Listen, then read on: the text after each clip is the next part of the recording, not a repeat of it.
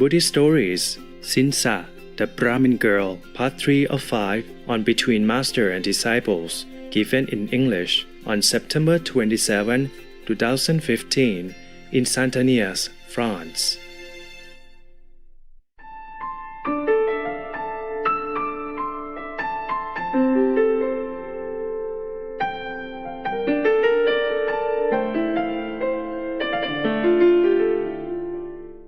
Now, on the following day, the monks began a discussion in the Hall of Truth, just like the Hall of Meditation, where the Master always comes and teaches and preaches. You know, where the Buddha comes and preaches to the multitude, they call it the Hall of Truth. Okay? Brethren, they talk among themselves. The monks say to themselves, like brothers, yeah? Brothers, Cinca Manavika, because she falsely accused the possessor of eminent virtues, meaning the Buddha. This is one of his titles also. The foremost recipient of offerings, the supremely exalted, came to her utter ruin. Meaning this woman, she accused, the Buddha, the enlightened one, the Tathagata, the supreme virtue, etc. They're praising the Buddha with different titles, okay? Right. So therefore she came to utter ruin. The master, the Buddha, approached and asked them, "Monks, what are you sitting here now and talking about?" So when they told him, he said, "Monks, this is not the first time she has falsely accused me and come to utter ruin herself. She did the same thing in a previous state of existence also. Having thus spoken," he said, "unless a king discerns clearly faults on the part of another, after himself in investigating carefully all the facts, both small and great, he should not inflict punishment," meaning you should not judge before you really thoroughly research about any matter, the facts. Yeah, that's all. So saying, he related in detail this Mahapaduma Jataka, the story of the past of this woman in connection with him in the former life. Yeah. Are you okay? You want to continue tomorrow? Yes. So tired, you all right? No, we are okay. Yes. We have some high chairs outside. Could you please get me a high chair like that? Then you could sit in the corner. Okay? Yes. Give me a high chair outside. One of those chairs that we put in the kitchen? Small one is good enough, just so that he can sit more comfortably. I feel your discomfort. I do feel that. Two chairs. For the two elderly... No, one only. One only? Okay. He's 74 years. Yeah, of course. Everybody's different. Bodies are different. Age different. Reaction different. So we cannot measure everybody the same. Yes. If he sit in the corner where you sit, then no disturbing. Okay. He changed. Okay. He coming. The chair coming. Okay. So we continue with the story of the past. Yeah. How this woman in the former life also did the same to the Buddha. Yeah. So she kept going up, slander him, and went back to hell. And then after cleaning up the sin, went back up again and did similar to the Buddha if he came back to life. The same with Devadatta. This is the thing.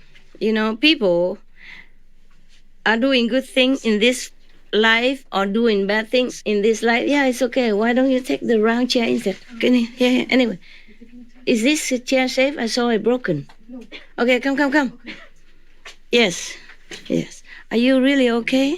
Yeah, okay. All right, good. You're a tough guy, huh? Yeah. Corner. Yeah, like that. Be careful with this spiritual equipment down there. Heavenly ears. Yeah, okay. Careful with the equipment. Okay, good. That's it. Buddha, go up to your days. I'm sorry for your inconvenience. Yes. Thank you. Yes, you are very welcome, my love. You're very welcome. Sorry, I should have taken care earlier. But I thought you're a tough guy, We used to have chairs and sofa and everything here, but, no room anymore. Yeah, it's not like my house is uncivilized like this. We had a table, dining table, chair, sofa, bed for me and for dogs. Now all gone out. Yeah. In the evening, you can sit on some of the beds, for the boys, and let all the boys go down on the floor and sit there. So a big bed. So even if you fall down, it doesn't matter. So it's easier for your legs. Okay? Yeah. There was another person before, French. Oh no, Togo. He also has problem. Yes, it looks similar to you. All right. Okay, so now, so the Buddha related, relate, right? No. Relay or relate? Recount, no. Raconte. Comment dire raconte in English? Tell. Huh? Tell. Tell, so simple? It's a more elegant word than that. Okay, so the Buddha told the story now of the past life with this woman, okay. At one time, Cinca Manavika, okay, this is a story of the past title, The Lewd Woman and the Youth.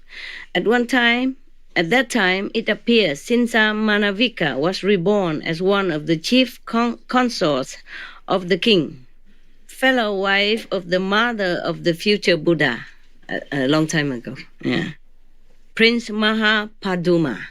At one time, the Buddha was the prince in another country, a long time before he became Buddha. He was also a prince, but in another lifetime, another country. His name is Prince Mahaduma. She invited the great being to lie with her, meaning the prince. At that time, they called him the great being, referring to the future Buddha. At that time, he wasn't a Buddha. The prince. So this woman, she wanted to seduce the prince, her stepson, actually, to have a relationship with her. Yeah, physical relationship with her, to lie down with her. And when he refused to do so, she disfigured her own body with her own hands, faked sickness, and told the king, "Your son brought me to this pass because I would not lie with him." She told the opposite story. Understand? Yeah, woman. The king, hearing this, was filled with rage, and straight away flung the great being, meaning the future Buddha and the prince at that time, down the robber's cliff. The deity dwelling in the mountain cared for him and placed him safe and sound with the hood of the king of the dragons. Yeah. The king of the dragons carried him to the abode of the dragons and honored him by conferring upon him half of his kingly power. Wow, so kind, huh? Yes. Dragons, people fear them, thinking they're bad. They breathe fire. They're so kind to the prince because he's a good boy. You see, when you are good, even animals or dragons or fierce beings, they are kind to you. Okay, right. Kingly power even, maybe gave him half of the kingdom and some of his magical power. Yes. All right. After the great being, meaning that prince at that time and this future Buddha, after the great being had dwelt there for a year, he conceived a desire to adopt the life of an ascetic. Accordingly, he went to the Himalaya country. Oh, Himalaya country. You know where it is? Just to test. You know where the Himalaya country is? No? India. Only you know? Do you know, two of you? I thought you did not know. I thought the Indians didn't know where the Himalayas, so I just tested. Just for fun. I know you know. Yeah, I know where the Himalaya is. I know the Gango tree. I know everything. Yeah, I know something that the Indian people don't know. Many Indian people don't go to Gango tree. The source of the Ganges River. where the ice melts and becomes the water of the Ganges, the source of the Ganges River. I went there, bathed in it. I told you already. I count 1, 2, 3, jump in and jump out because it's too frozen. Even in May, it's still frozen. The water just melts directly from the ice, and around is still snowing everywhere, no? It doesn't snow, but the snow is still there. It takes a long time to melt because very thick snow in the Himalayas, especially where the Ganges River, the source, the head of the Ganges River, that water is so clean. Ooh. You know, I thought I follow all the Indians who believe that if you bathe in the Ganges River once, wash yourself, then your sins are washed.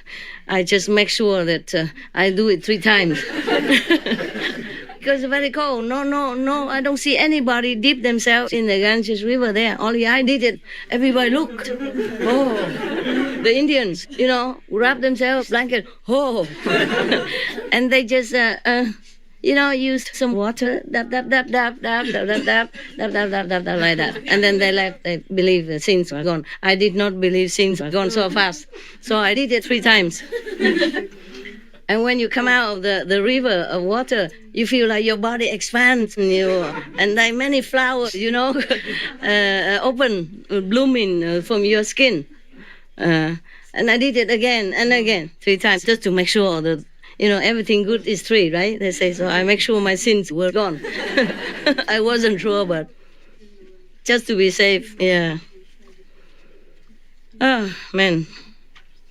When I came back from that trip, one of the Indian Master Savan Singh's disciples, he was very old already with the beard long like as much as the master, and he looked like a master himself, a senior disciple of the older generation. He came and prostrated in front of me. I was so scared. I was reading some discarded piece of newspaper in English. I don't know who dropped it there. I was reading. He came and touched my feet with his head. Oh, I was so scared. I ran away. I wonder if it's because of the Himalaya experience. The Ganges River, that they knew I went there. They knew I went there. Maybe because of that. Huh? Is it Charan Singh? No. Disciple of In the Savan Ashram. So it must be the disciple of Savan Singh, because he was old, very old. Yeah. But maybe a disciple of Kirpa Singh, I don't know. But he was very old already. I was only around 30, and his beard was so white and long, and his hair white, and he's very dignified, like a master himself.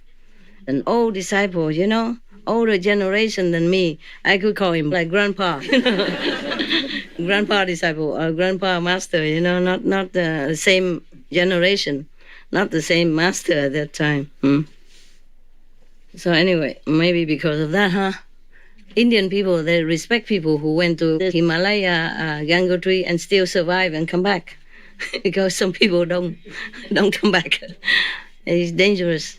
They say that. I didn't feel any danger, but they say it's very dangerous to go there. Yeah. If anyone can go there once in their lifetime, then they can boast about it and everybody knows about it. And is that true? Yeah. But why? Is it dangerous? No, it's supposed to be very pious river. It's supposed to be what? Pious river. Ganga is supposed to be very pious. Divine river. Huh? Divine river. Pure. Oh. Pious.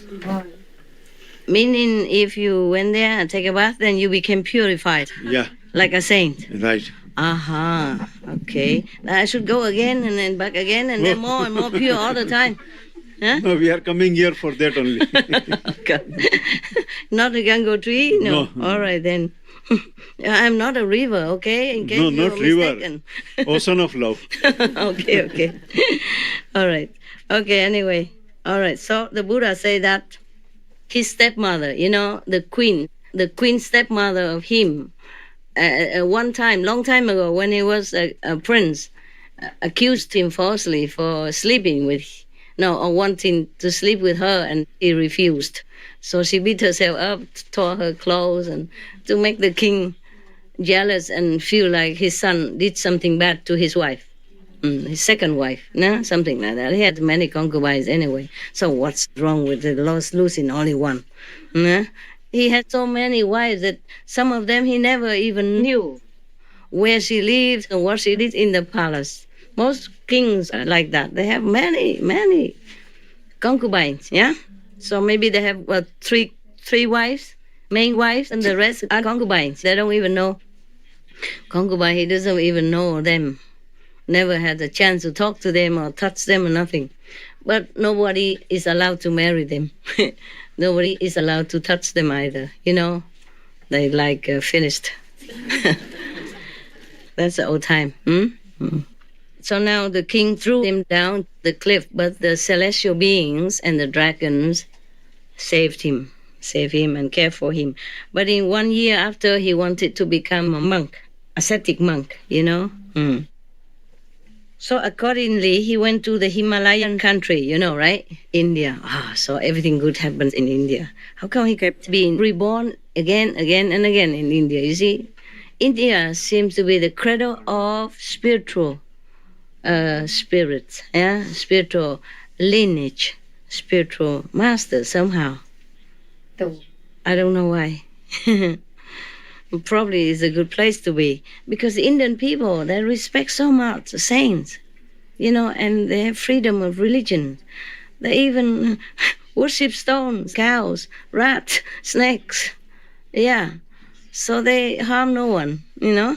So if I go to India, I probably have all the great honor, never slander, nothing. Because even the rat can be guru there, so why not me? I was thinking about that, yeah? In other countries, you know, some people believe, some people not. Some people pray, some people slander. But in India, I'll be safe. So one day, if you don't find me anymore here, then you know. You know why. Okay, and you know where I will be, huh? Yes, Indian people, they're so pure. You know, they have temple for rats. Yes. They feed rats. And that temple, one is very famous. Oh, there are a lot of rats live there, and they drink together in one bowl of milk. They give them milk every day. And the humans come and even drink with the rats.